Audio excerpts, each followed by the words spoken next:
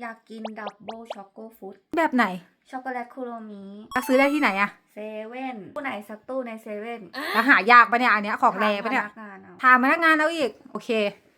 ตอนนี้เวลาเที่ยงคืนมินอยากกินอันนี้ เดี๋ยวไปหาดูในเซเว่นนะว่าจะมีไหมบางทีก็อาจจะไม่เจอก็ได้ไป